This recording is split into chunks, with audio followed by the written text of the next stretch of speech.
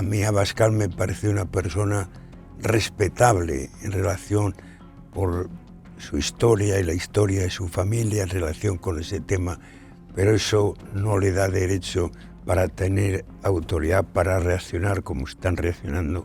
Cuando en la política haces cosas que puedes hacer, pero que no debes hacer, de cierto modo no estás poniendo en juego, vendría fuera, la legalidad de las instituciones, pero sí estás poniendo en juego la legitimidad.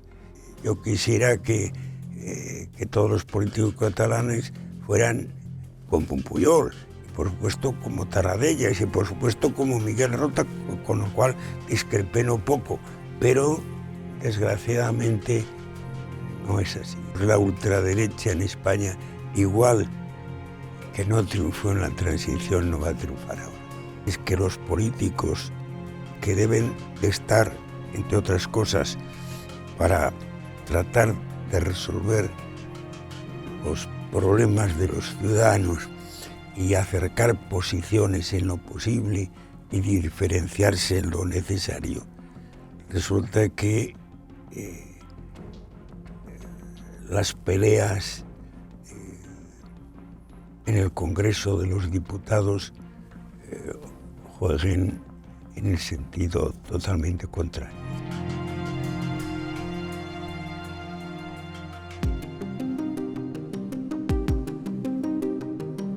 Esta semana, en Conversaciones con Cebrián, el protagonista es Rodolfo Martín Villa. Nacido en el 34, su vida ha estado ligada intensamente a la vida política española desde antes de la transición. Durante la dictadura franquista, como en democracia, desempeñó numerosos cargos públicos, entre ellos el de gobernador civil de Barcelona, ministro de Relaciones Sindicales o de Gobernación e Interior. Fue clave en el desarrollo y promoción de la Ley de Amnistía del 77, que abrió el periodo constituyente de nuestra actual democracia. Al contrario de lo que ahora sucede, considera él mismo, con la amnistía aprobada por Sánchez como pago por su investidura a los independentistas, concluyó, como pocos, a la reconciliación entre los españoles, los vencedores y los vencidos en la espantosa guerra civil. De esa etapa guarda las formas tranquilas con las que poder resolver los problemas de los ciudadanos. Por ello no entiende, no admite tampoco que los políticos actuales jueguen en sentido contrario. Asimismo, Martín Villa ha desarrollado una amplia actividad parlamentaria, senador, diputado, presidente de diferentes comisiones. Tras culminar su dilatada trayectoria política, llevó su actividad a la empresa privada, Endesa, Enersis, Compañía de Aguas de Barcelona, entre muchas otras. No se lo pierdan.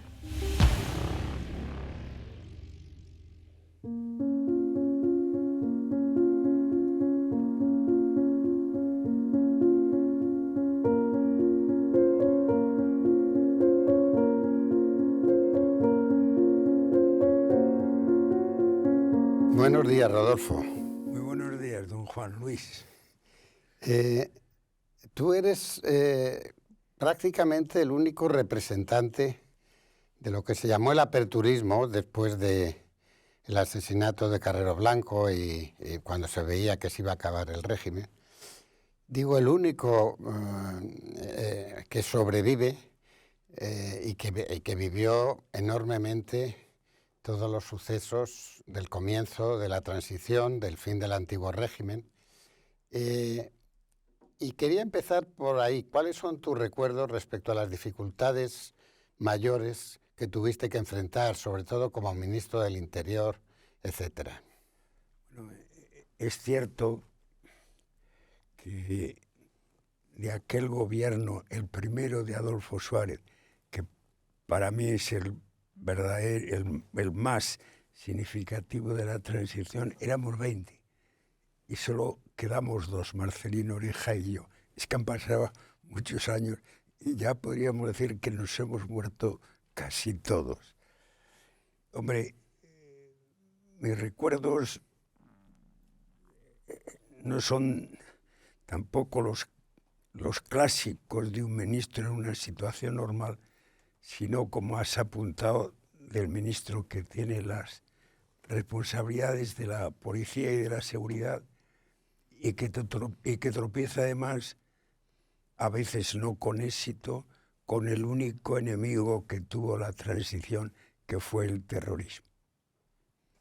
Yo creo que los gobernantes de entonces, pues hombre, heredamos del franquismo, para ser sincero, una sociedad ya moderna, sobre todo a partir de los años 60, yo creo que ahora se reconoce urbi et orbi, la sociedad española ya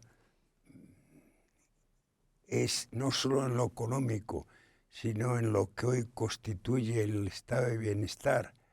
Hombre, y en un dato que a mí en este momento me gusta repetir muchas veces, en la Universidad Española, en el año que muere Franco y que ya tenemos rey a Juan Carlos, el 41 y pico % de las chicas, de los estudiantes universitarios de las 7 facultades de entonces eran chicas.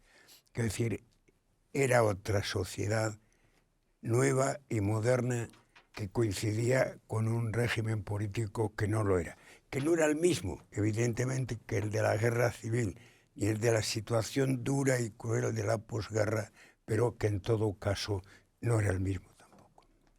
En ese periodo de transición hubo muchas cosas sorprendentes, ¿no? Una, que el que lideró la transición, al margen del rey Juan Carlos, el que la lideró como presidente del gobierno, resulta que era el antiguo jefe del partido único del anterior régimen, como ministro secretario general. Y otra, el protagonismo del Partido Comunista. Tú, como ministro del Interior, tuviste que lidiar con la presencia clandestina o semiclandestina, aunque siempre hemos pensado que el Ministerio del Interior la conocía, de Santiago Carrillo, que además se ocultaba bajo una peluca. Y yo me acuerdo que un sábado santo, que yo estaba dirigiendo el periódico, me llamaste a tu despacho para darme la noticia de que el Partido Comunista había sido legalizado. Y yo llamé esa misma tarde a Ramón Tamames, que era miembro del Comité Central del partido, para darle la enhorabuena, y él no conocía la noticia, es decir, y era del Comité Central, es decir, que Carrillo no había consultado con el Comité Central, no sé con cuánta gente del gobierno o de las instituciones habíais consultado vosotros. ¿Podemos hablar un poco cómo fue la negociación con Carrillo? Primero, Ramón Tamames no solo era del Comité Central, sino que era la persona que había firmado la solicitud de la legalización, y al cual yo al cabo de los años le he mandado una copia de aquel papel, el que recibió la autorización al cabo de los tiempos administrativos. Bueno, sobre el tema de la libertad o no libertad de Carrillo, si Carrillo entraba o no entraba, también al cabo de los años ya se trabó entre Santiago y yo una gran amistad, bueno, que prueba también un poco lo que era aquello, es decir, el rojo por antonomasia y, si se me apura, el azul por antonomasia. E incluso relación que sigue con su familia ahora. Carrillo no entraba y salía en España con tanta facilidad como él decía, pero tampoco nosotros teníamos el control que debiéramos de tener de la situación, como a mí me decía la policía. Creo que las dos cosas son exactas. Y yo, pues, tenía las dudas de si era cierto esto de las entradas y salidas de Carrillo, hasta que, pues, es comienzos del año 77, yo como con Joaquín Ruiz Jiménez, y a lo largo de la conversación, Joaquín Ruiz Jiménez me dice con toda tranquilidad que él acaba de cenar con Carrillo, no me dio los datos ni yo se los pregunté, lo cual yo volví al ministerio y dije, hasta aquí hemos llegado, no nos vamos a creer la verdad oficial que me dais de que Carrillo no ha entrado nunca en España. Bueno, eso al final condujo a que un día de diciembre, me parece el mismo día de la lotería, es cuando la policía da con Carrillo y Carrillo ingresa en el hospital penitenciario. Hay una noche en que yo estoy ciertamente preocupado porque vaya de comisaría en comisaría, pero que yo dirija la situación, que no haya nada de lo que nos podamos arrepentir, y Carrillo pronto ya entra en libertad. Estamos hablando de diciembre del 77. La situación del gobierno en aquel diciembre del 77 era mucho mejor. Es decir, ya el gobierno había presentado a las Cortes franquistas la ley para la reforma política, las Cortes las habían aprobado y por lo tanto un gobierno que nació con la desconfianza de casi todos, desde dentro del régimen, porque era un conjunto de jóvenes no fiables desde el punto de vista político, o incluso que no teníamos la veteranía suficiente para sobrellevar aquella situación. Bueno, tuvimos el respaldo de las Cortes franquistas, pero es que ya en ese momento teníamos el respaldo, después del referéndum, el respaldo popular. E incluso teníamos el respaldo de la oposición. Pasados los tiempos, cuando ya entre nosotros nos contamos la verdad, tanto socialistas y como comunistas que predicaban formalmente la no participación, en el fondo estaban deseando que los reformistas del franquismo ganáramos, porque evidentemente aquello abría la puerta a lo que luego sucedió, unas Cortes impecablemente democráticas que se transformaran en constituyentes y que llegáramos a la Constitución. Sí, antes de todo eso hubo incidentes, por llamarlo de alguna manera, muy graves. Estuvo el secuestro de Oriol Urquijo, el presidente del Consejo de Estado, y del general Villascusa, por terroristas del Grapo. Estuvo la matanza de los abogados laboralistas del despacho de la calle de Atocha, y una gran manifestación presidida por un hombre que procedía del franquismo, como era Pedro el Ríos, presidente o decano del Colegio de Abogados de Madrid, que fue en realidad la presentación en sociedad del Partido Comunista en las calles, con un aluvión de gentes honrando a aquellos muchachos que fueron asesinados por jóvenes fascistas, para decirlo de alguna manera, ¿no? Fue un poco como la incorporación de las bases comunistas al proceso de transición.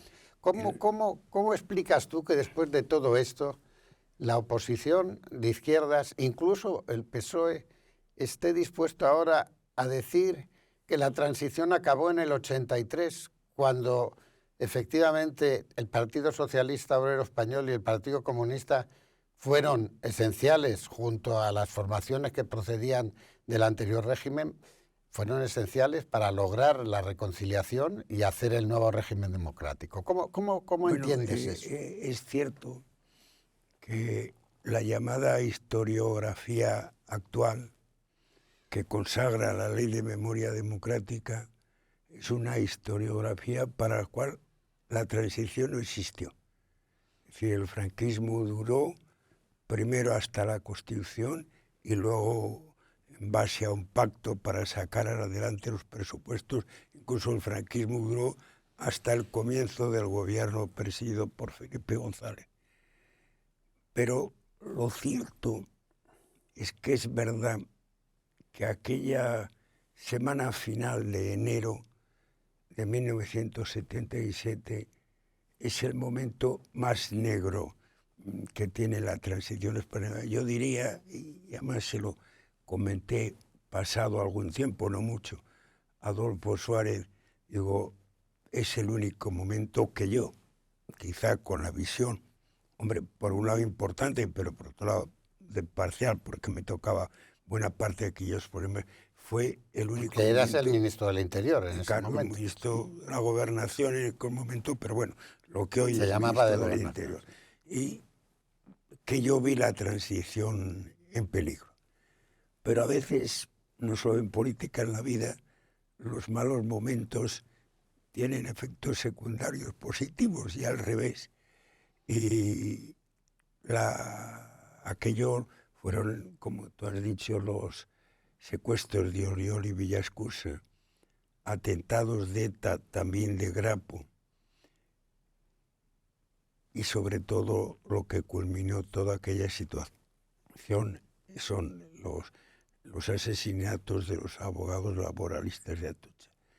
De tal forma que en la ley de amnistía del 77 todo el mundo sale amnistiado, digamos, excepto los culpables de los atentados laboralistas de Atocha. Pero también es verdad que nosotros, que en aquel momento ya teníamos esa autoridad política de que nos habían aprobado, el país se había aprobado el referéndum, en que dentro de lo que manteníamos, excepto contra el terrorismo, un orden público que de alguna manera los españoles también creían que había que guardar. Hombre, la organización del entierro por el decano del Colegio de Abogados, Pedro el Río, y el desarrollo de la cual planteó un partido comunista como partido de orden, de un orden distinto, pero de orden. Y eso también al final a nosotros nos vino muy bien, nos favoreció mucho.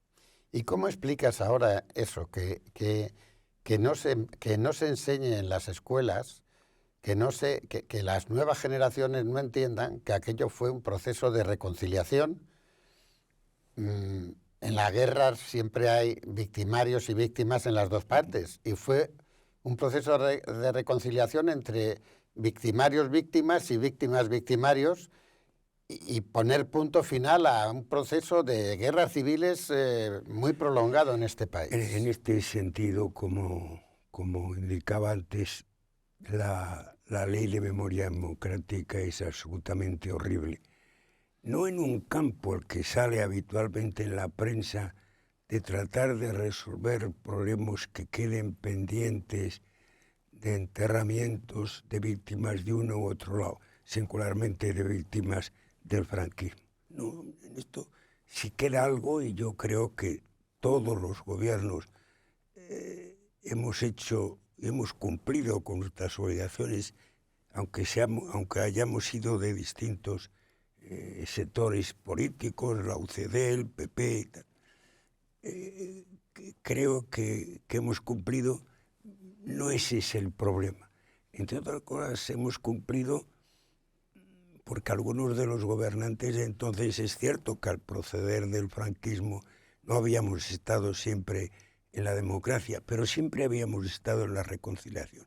En todo caso, porque muchos de nosotros familiarmente teníamos experiencias de uno y otros sí no. Por lo tanto, no es ahí en el tema de desenterrar víctimas, las que queden, no es ahí en la cuestión del Valle de los Caídos lo que haya que hacer. Lo que han creado es una historia nueva que además obliga, para la cual la transición, pero no es una interpretación, es la letra de la ley, es decir, cuando se crea el sistema judicial, la justicia, para, digamos, hacer frente desde la justicia a los temas de la guerra civil y del franquismo. La redacción dice de la guerra civil y del franquismo, incluido el periodo que va desde la muerte de Franco hasta la Constitución, y luego ese periodo se amplía. Es decir, se ha destruido.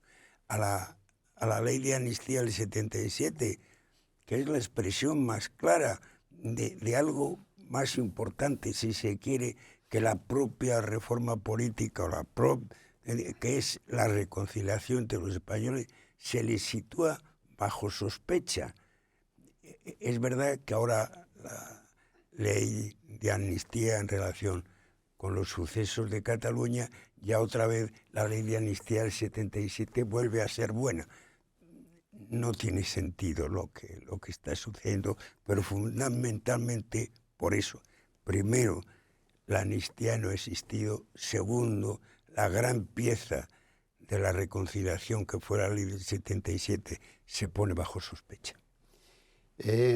Ahora estamos viendo que hay una extensión de la extrema derecha en toda Europa, en algunos casos una extrema derecha muy extrema, como es el caso de Alemania, donde hay un partido que es prácticamente neonazi, aunque desde que está en el poder se muestra más dulce, por así decirlo. La primera ministra italiana, Meloni, era militante y dirigente de un partido que oficialmente era neofascista. Y aquí se habla también del crecimiento de la extrema derecha. Yo siempre he defendido que Vox es como la memoria del nacionalcatolicismo, porque en realidad, aunque efectivamente había sectores fascistas dentro del franquismo, el franquismo tenía perfiles que le diferenciaban del fascismo y desde luego del nazismo, en gran parte por la influencia de la Iglesia Católica, de lo que llamábamos el nacionalcatolicismo en aquella época, ¿no? ¿Qué diferencias tú ves, si ves alguna diferencia? O sea, ¿es verdad que hay un peligro fascista en España o que la extrema derecha que tenemos es una extrema derecha más nacional católica, como en cierta medida acabó siendo el régimen a lo largo de los años? Bueno, de todas formas, antes me parece que hemos hablado de eso. Claro, al cabo de los 40 años del franquismo, bueno, le pasa como nos pasa a las personas. Al cabo de 40 años somos el mismo, pero no somos lo mismo. Y, por ejemplo, ha salido la cuestión del nacionalcatolicismo, que sobre todo en el campo de la enseñanza tuvo mucho que ver. La ley de ordenación universitaria del 43, pues aún dice que la universidad es para producir españoles que honren a la patria y sirvan a la Iglesia, es decir, lo dice tal así. Pero ya la España que nos encontramos los gobernantes de la transición, ya es una España en que, aunque hay aquello que es un Estado católico, social y representativa, resulta que es que ha venido el Vaticano II y ya no hay religiosidad oficial, hay colaboración con las iglesias, hay pluralismo religioso. Para nosotros uno de los factores positivos que facilitó muchas cosas en la transición es que la Iglesia había hecho su propia transición. Yo fui el último gobernador civil de Barcelona, lo era la muerte de Franco, y algunas veces comentando los temas con el cardenal, un día me dijo, sí, nosotros en la reunión de los obispos hablamos mucho de cómo te llevas con el gobernador, y yo dije, sí, señor cardenal, y nosotros, ¿qué tal te llevas con el obispo? Por lo tanto, nosotros en ese sentido no nos encontramos ya respecto a la Iglesia ese tema.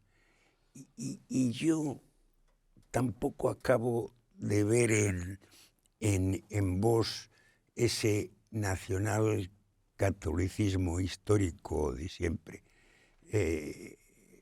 Me parece, hombre, yo que tuve la experiencia que hemos hablado antes en la lucha contra el terrorismo y contra ETA, a mí Abascal me parece una persona respetable en relación por su historia y la historia de su familia en relación con ese tema, pero eso no le da derecho para tener autoridad para reaccionar como están reaccionando frente a los demandas de la sociedad española. No tiene ningún sentido. Bien, es verdad que tampoco puede haber una situación asimétrica en que haya se perciba un escándalo respecto a vos y sin embargo no haya un escándalo sobre algunos de los partidos que en este momento forman parte del gobierno o algunos de los partidos que en este momento están ayudando al gobierno. Me da la impresión que en ese sentido, al final de la jornada, no sé, cuando el partido, digamos, la ultraderecha en España, igual que no triunfó en la transición, no va a triunfar ahora. Bueno, vamos a ver, porque hay tantos procesos. No son pronósticos, todos caemos en la tentación de pronosticar de alguna manera lo que deseamos que suceda, pero de verdad yo lo creo así. Por respecto a lo que fueron los comienzos del gobierno de Adolfo Suárez y lo que está sucediendo ahora, hay algunas cuestiones notables. Por ejemplo, Adolfo Suárez prácticamente coqueteó, y tú estabas en el gobierno, con los países no alineados, que eran los países que no estaban ni con la OTAN ni con el Pacto de Varsovia. E incluso hubo un encuentro histórico de Adolfo Suárez con Arafat, que era el jefe de la Organización para la Liberación de Palestina y perseguido como terrorista internacional durante muchísimos años, ¿no? Aunque luego de su organización surgió lo que es la actual Autoridad Palestina. Pero al mismo tiempo no fue la UCD, tuvo que ser el gobierno de Felipe González el que reconociera a Israel oficialmente. Parece como que se hubieran cambiado las tornas, es decir, que los antiguos franquistas eran los aliados de Arafat y los antiguos socialistas eran los aliados del gobierno de Israel. ¿Cómo puedes explicar aquella relación que había efectivamente con los palestinos, con Jordania, con los países árabes en aquella época? Que eso de la política exterior era una de las cosas que los gobiernos de la transición no dominábamos especialmente. A veces sobre la transición se ha escrito mucho. A veces se ha escrito cosas tan laudatorias como que no pueden ser. Pues eso de que ya siendo Adolfo Suárez de gobernador de Segovia, un día en un restaurante se reunió a comer con el joven Juan Carlos, que ni siquiera yo creo que era entonces príncipe de España, y ya en aquel momento delimitaron todo, ¿no? Nosotros éramos unas personas que sí no sabíamos, digamos, la política interior. Hombre, éramos gentes que no sabíamos la administración del Estado, que éramos, como he dicho antes, criticados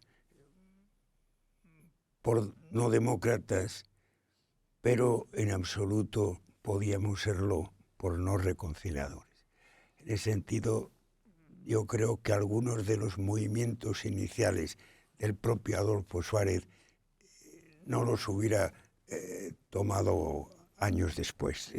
La incongruencia que tú señalas de que es el gobierno de Adolfo Suárez el gobierno de Felipe González el que reconoce a Israel, y sin embargo el que se abraza con Arafat es Adolfo Suárez, pues realmente es una incongruencia.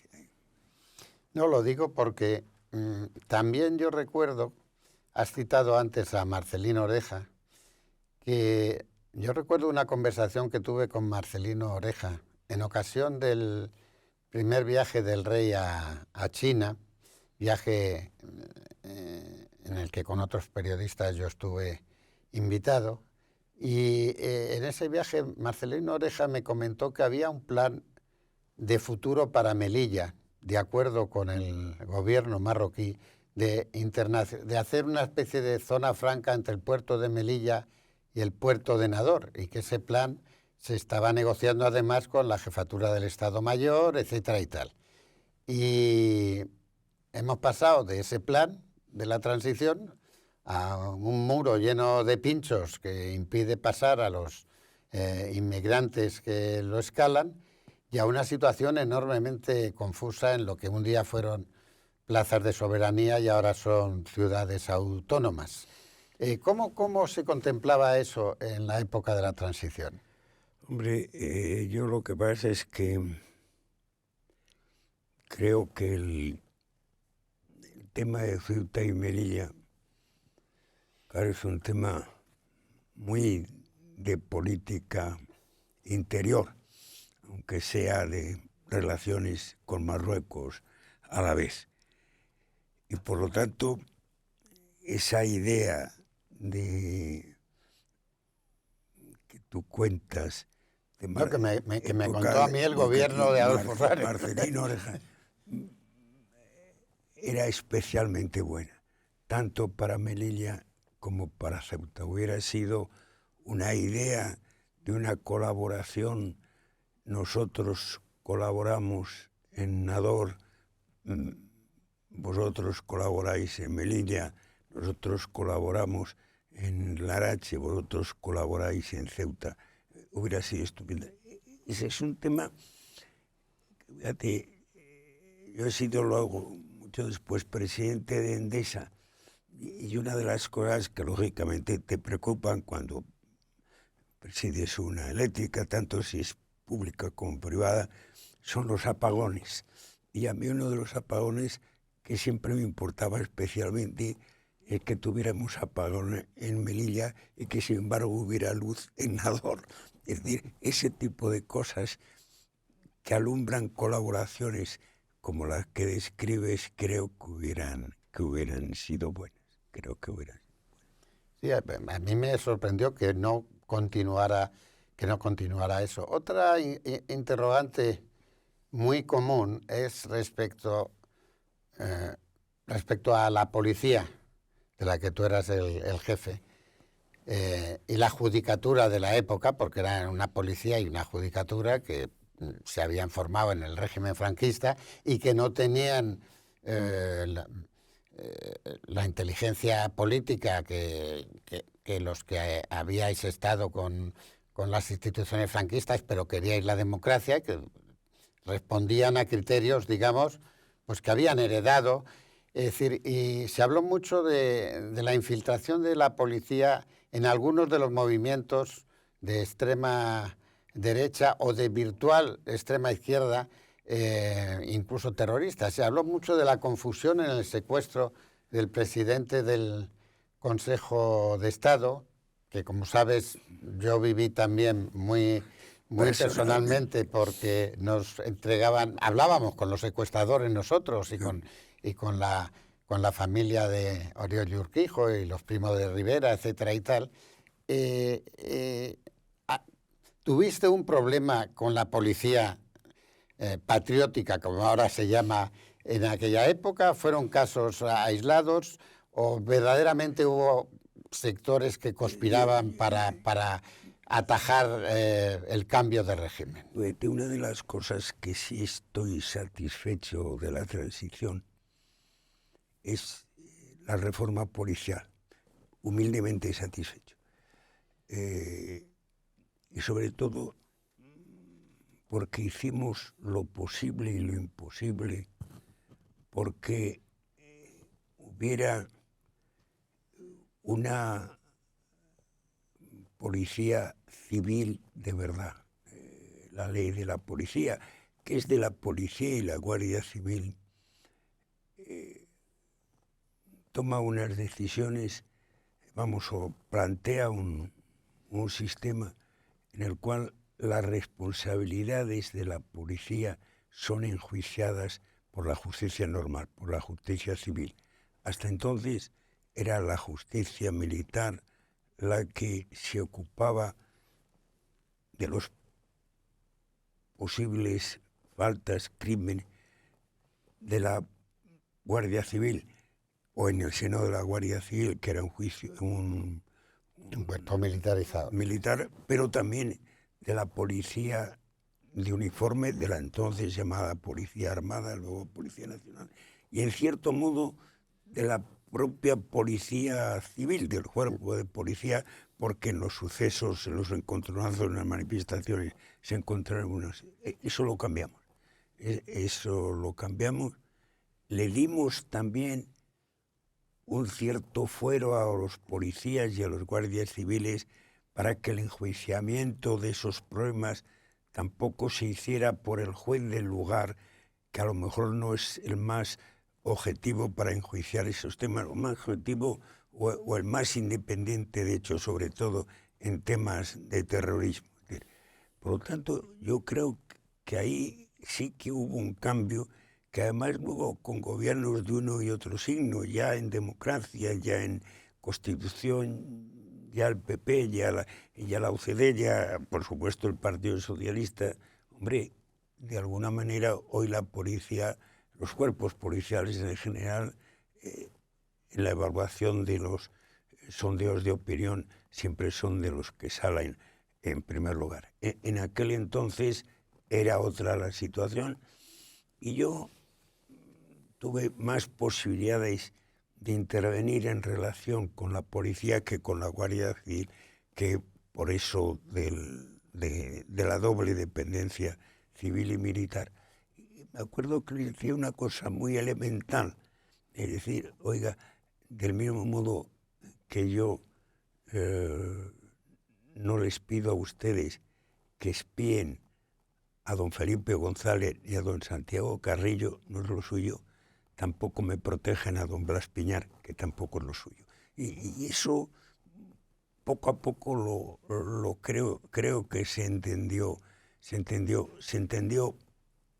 mejor por lo natural de las cosas en los cuerpos más civiles. Me costó más trabajo con la Guardia Civil, pero al final yo es una de las cosas en que entendí, quedé con una asignatura pendiente, que era la relación de la policía con la justicia, que yo creo que no, por eso en algún momento siempre fui, a lo mejor se puede decir que tuve la ocurrencia, pero tuve la idea de que no era malo el Ministerio de Justicia e Interior, que al final de los gobiernos de Felipe González, y siempre he pensado que la policía judicial, los cuerpos de la policía y de la Guardia Civil que se dediquen a lo judicial, más que estar bajo la dependencia del gobierno, tendrían que estar bajo la dependencia del Ministerio Fiscal. Incluso, y ahora se sigue hablando de un Ministerio Fiscal que en vez de ser nombrado por el gobierno, previo informe del Poder Judicial, quizás se cambiara, nombrado por el Consejo del Judicial Independiente, oído del gobierno, y que formara parte de un proceso penal. Habría que modificar la ley de enjuiciamiento del proceso penal que permitiera esa dependencia de la policía de esa policía respecto al Ministerio Fiscal. Pero yo creo que en ese sentido, con problemas, evidentemente con problemas, pero se avanzó. Algunas veces, en relación con el entonces, ya muerto, claro, comisario Conesa y con el que es lo que has preguntado, y los policías que sirvieron para encontrar a los secuestradores de Oriol, pues es decir, cómo estos señores procedentes de la Brigada Político-Social, pues por el juego en el franquismo, de dar mucha importancia a esa gente eran los que a lo mejor se sabían mejor esa asignatura, pero no porque formaran de un esquema, digamos, en el fondo dependiente del franquismo que los seguía utilizando. Al final fuimos también nosotros los que disolvimos la Brigada Político-Social. Sí, De todas maneras, con esa fue muy discutido, y todo el secuestro de Oriol y Urquijo. Yo cené con Oriol después de que le liberaran un día, y me dijo que le habían secuestrado con armas incluso largas en algunos casos y tal, que le habían sentado en el coche en la parte de atrás. Oriol era, lo digo para la audiencia, presidente del Consejo de Estado y perteneciente a una de las familias franquistas más resonantes, que le habían dado a un niño en los brazos como si fuera su nieto, y que se paró un coche de la policía al lado, en un semáforo en rojo en Madrid, y que él estuvo tentado de decirle al policía que veía ahí, pero que no se atrevió. Era medalla individual. Era medalla militar individual. Y que no se atrevió por el niño, me dijo, no lo sé. Pero había sospechas de que efectivamente había sectores de la policía y de la Guardia Civil. Al fin y al cabo, fue un guardia civil el que dio el golpe de Estado el 23F, o por lo menos uno de los golpes de Estado que estaban en marcha, ¿no?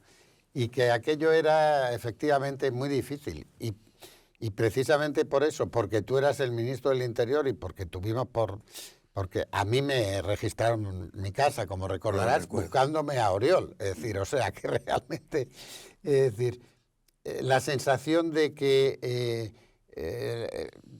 el golpe del 23F venía avalado por otros minigolpes o otras operaciones confusas que escapaban a la vigilancia. Nunca se pensó que fueran generadas por el gobierno, sino que efectivamente operaban a su albedrío en contra de las instrucciones del gobierno. El comisario Conesa era conocido por muchos militantes del Partido Comunista, a los que había interrogado, entre otros, a Enrique Mújica y a Javier Pradera, que eran militantes comunistas en los años 50, ¿no? Incluso la sospecha se llegó de que más o menos era el gobierno, de cierto modo yo, que nos habíamos inventado el grapo. Ojalá, de cierto modo, hubiera sido así, porque resulta que el grapo, hombre, con menos fuerza y menos, con otros gobiernos y en otras situaciones, siguió matando. No había connivencia, no se permitía, pero es evidente. Había unas personas que hacían eso. Claro, que habría personas, que esas personas estaban en la brigada político-social que, como te dije, nosotros disolvimos. Has hablado del 23F. Claro, nadie conocía, de los que estábamos dentro, secuestrados, dijimos, yo creo que nadie o apenas nadie conocía a Tejero, pero yo había ya tenido que intervenir en 3 ceses en Tejero. Uno, cuando se legaliza la Ikurriña, que recibo, él era jefe de la comandancia de San Sebastián de Guipúzcoa, dice, dígame qué honores debo rendir a la Ikurriña. El segundo era cuando... ¿Y qué le respondiste? Ahora te lo digo los 3 a la vez. El segundo le nombran jefe de la comandancia de Málaga, hay una manifestación e interviene la Guardia Civil, que no podía intervenir en Málaga, porque en Málaga capital tenía que intervenir en todo caso la policía. Y la tercera es aquella operación Galaxia, sí. que al final terminaba con algo parecido a lo que se intentó luego el 23, es decir, se secuestraba al gobierno, que se le ponía a disposición del rey, pero a 3 personas, al presidente, al vicepresidente Gutiérrez Mellado y yo, se les hacía un juicio sumarísimo, más o menos. Y el jefe de la organización que se ocupaba de la seguridad de la Moncloa y del ministerio donde vivíamos, en la Moncloa, Gutiérrez Mellado y Suárez, y en el ministerio yo era Tejero. Tuvo que instar el CIS. ¿Por qué digo instar? Porque yo no los nombraba ni los cesaba. Era el ministerio del Ejército. Con lo cual eso ya planteaba una serie de problemas, hombre, que a mí también me hicieron, porque al final yo de temas policiales aprendí algo en la época de gobernador civil de Barcelona, pero no demasiado. Y yo siempre, hasta entonces, tuve sobre lo militar, digamos, poca curiosidad y un gran respeto, y tengo que reconocer que salí del Ministerio de Interior tras los 3 años que estuve con la curiosidad muy incrementada y el respeto muy disminuido. Pero era la experiencia de entonces. Luego también políticas, como con la policía y la Guardia Civil, de distintos ministerios respecto a lo militar, hoy en el que ya los militares, además del ejército vencedor de la guerra civil, pues fíjate, si yo voy a hacer 90 años, ya no hay ninguno, pues ya están fuera de lugar. Tu experiencia como gobernador civil de Barcelona pues te permitió conocer Cataluña. Yo creo que en aquella época ya hubo algunos incidentes con Jordi Pujol. ¿Cómo ves la situación de Cataluña ahora? Que es completamente diferente de cuando tú estabas allí de gobernador, pero es de suponer que algún tipo de información o de reflexión te permitió tu puesto hacer al respecto. Para mí el año y medio de gobernador de Barcelona fue también una gran experiencia, vaya por delante. Una experiencia muy positiva. Pero que también lo que pude conocer entonces, con lo que ha ido pasando a lo largo de estos años, entre los cuales, entre otras cosas, hubo una relación personal con Pujol muy positiva y una relación con Tarradellas de admiración casi infinita. También me llevaron a una cosa que quizá no soy el único que ha estado en los gobiernos que piense lo mismo, otra cosa es que se haya expresado o no. Claro, como ministro de la Gobernación, el jefe de los cuerpos de seguridad, el tema de ETA es un tema muy grave. Pero para mí, el tema importante respecto a la articulación de la unidad nacional siempre me pareció mayor en Cataluña que en el País Vasco. Son de esas cosas que además los acontecimientos que han sucedido luego han dado la razón a esa interpretación que yo hubiera deseado haberme equivocado. Porque hay ahí también un sustrato que es más allá de la política, que en una sociedad que por otro lado tiene elementos muy positivos, no deja de estar presente también un cierto aire, más en Barcelona que en otros sitios, en la política, un cierto aire provinciano. Ese que alguien poco sospechoso como Eduardo Mendoza señala, y que los políticos buenos, quizá en toda la historia, pero en particular en la transición de Cataluña, fueron los que pasaron por Madrid, los que se quedaron allí solo. Pujol no, Pujol era un político de Madrid y de Barcelona, los que se quedaron allí ya políticamente dejaban bastante que desear. La última expresión es Ciudadanos, que no es precisamente nacionalista, que es la primera vez que un partido nacional gana las elecciones en el Parlamento y al final no saben qué hacer con eso en las manos. Bueno, decías Eduardo Mendoza poco sospechoso, mucho menos sospechoso. En ese sentido era Joan Manuel Serrat, que además se tuvo que había sido perseguido, tuvo un encierro contra la policía, tuvo que exiliarse a México, no volvió hasta el 78, creo ya. Y sin embargo, con los acontecimientos que ha habido en los últimos años, le llegaron a llamar fascista a Serrat, ¿no? Quiero decir que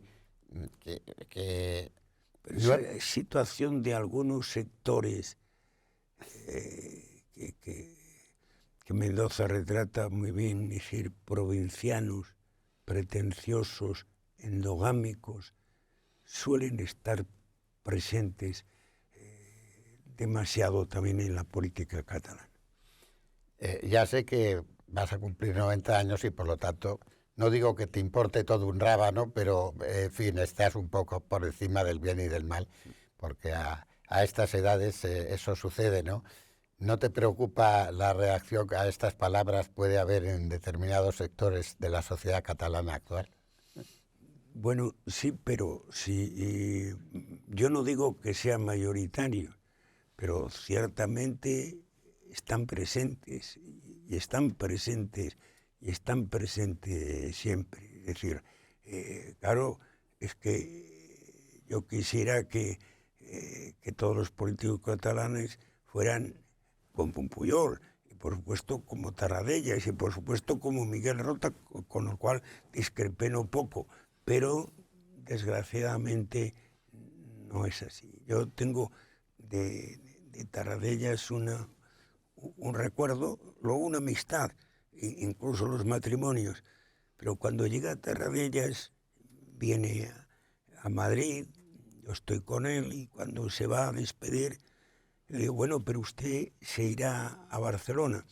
Dice, no, yo a Barcelona no voy hasta que no sea nombrado presidente de la Generalidad. Yo creo que se dará cuenta de mi cara de despiste y entonces me explica y dice, mire usted, yo fui elegido en un hotel en los años 50 o así en París, presidente de la Generalidad, por lo que quedaba que pudieran ir allí un grupito de parlamentarios del Parlamento catalán y tenía que jurar o prometer el cargo. Y claro, yo era el representante además del Estado en Cataluña, el Estado español de España. ¿Y dónde juro? No puedo ir a España, porque claro, y se fue a México a jurar en el único territorio español que había fuera de España sin peligro para Tarradellas, que era la embajada de la República en el exilio. Claro, cuando oyes este tipo de explicaciones, tú te entra, aparte de la admiración que suponía su historia, la diferencia de edad, este es un señor que tiene en la cabeza y en el corazón lo que tiene que tener. Algunos dan a situaciones a veces además peligrosas, pero algunas ciertamente ridículas. Era alguien que creía en las instituciones, Claro. Y en las instituciones a las que él había servido, que eran las de la República. Estamos acabando la conversación, pero me interesa mucho tu opinión sobre qué es lo que crees que va a pasar. Hacemos esta entrevista en vísperas de las elecciones en Cataluña. Yo no creo que vayan a ser tan decisivas para el futuro de España ni de la política general como muchos estiman. Las elecciones en Europa, después de las de Cataluña. Pero A estas alturas, después de todo lo que hemos vivido desde la transición aquí, ¿cuál piensas tú que va a ser el futuro de la España democrática? Dicen que hay crisis social respecto a la corona. Efectivamente, la corona ha perdido el prestigio que tenía inicialmente en todo el proceso de la transición, aunque el rey Felipe VI yo creo que lo está haciendo extraordinariamente bien y con un respeto a las instituciones formidables, pero está siendo muy atacada la corona, en mi opinión injustamente, incluidos los ataques al rey Juan Carlos. Hay crisis de los partidos políticos, en el sentido de que estamos más bien metidos en una partitocracia, donde los partidos políticos tratan de ocuparlo todo y tratan de ocupar las instituciones, las empresas públicas, la sociedad civil, etcétera y tal, incluso dan instrucciones al IBEX. Vemos que el Parlamento es más bien controlado por el gobierno de turno, por la mayoría parlamentaria, que es la que controla el gobierno de turno. Y luego hay una situación general en Europa y fuera de Europa, y en los países democráticos, pues un poco chocante, como hemos visto antes. ¿Eres optimista? O sea, digamos, esta es la España que han hecho todos los españoles, pero entre ellos algunos más han tenido más responsabilidades y más aciertos y más fallos porque han tenido esas responsabilidades que otros. Y tú has sido muy relevante en el final del franquismo y en el nacimiento de la democracia. ¿Qué piensas? No soy optimista, pero no soy optimista porque, y además parece que todos los sondeos de opinión lo dicen, hay un desprestigio enorme de la política y de los partidos políticos en este momento. Que por otro lado, a mí me podría consolar esos mismos estados de opinión, hay una cierta añoranza de los modos de la transición. Es decir, lo que no se entiende es que los políticos que deben de estar, entre otras cosas, para tratar de resolver los problemas de los ciudadanos y acercar posiciones en lo posible y diferenciarse en lo necesario, resulta que las peleas en el Congreso de los Diputados jueguen en el sentido totalmente contrario. Es decir, a mí ese tema me parece que es el más preocupante, cuando por otro lado los españoles a la hora de votar a los dos grandes partidos siempre en todo, también en todas las elecciones, pues 2/3 partes por lo menos de los españoles están en esa dirección. A veces se me ocurren cosas extrañas y pensando en el resultado de las elecciones catalanas, pues que sería una solución en la que fuera incluso posible que si el candidato del PSC, del socialismo catalán, no tiene votos suficientes, ahí acudiera el PP. Y que incluso, a lo mejor esto ya se estará absoluta en las nubes, que el PP también pudiera decir, oiga, y no se preocupe, porque yo nunca estaré en cualquier voto de censura en que intervengan los independentistas, por si esto afecta a la estabilidad del gobierno. En el fondo me sabe que yo soy gubernamental, incluso cuando no gobiernan los míos.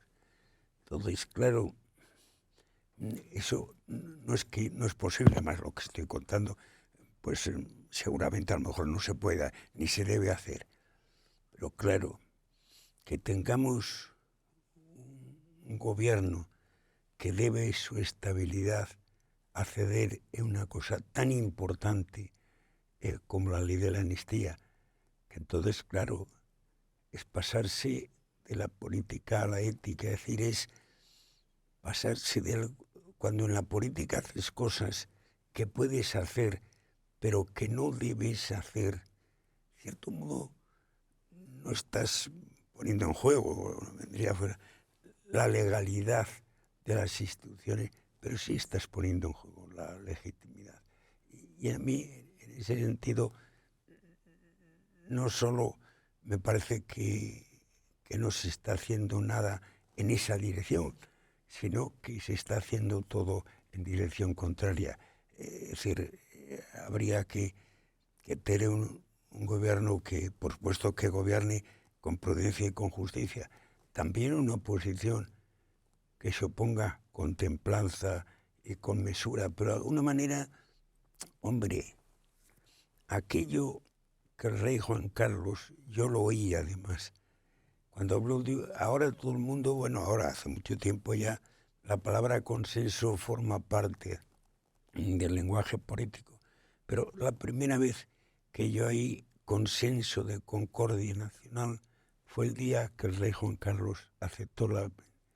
Yo creo que ese consenso de concordia nacional, expresado de otra manera, en otras circunstancias completamente distintas que las que había a la muerte de Franco, es algo que también parece que las encuestas señalan que los españoles desean y que en cierto modo añoran. Pues entonces, si los españoles lo desean y lo añoran, yo creo que hay motivos también para ser optimista. Yo soy un poco más optimista porque creo en la sociedad civil y creo que la sociedad civil está ya de alguna manera funcionando por sí misma y prescindiendo de esta partitocracia. Muchas gracias por estos recuerdos y estos análisis y te deseo lo mejor. Muchas gracias.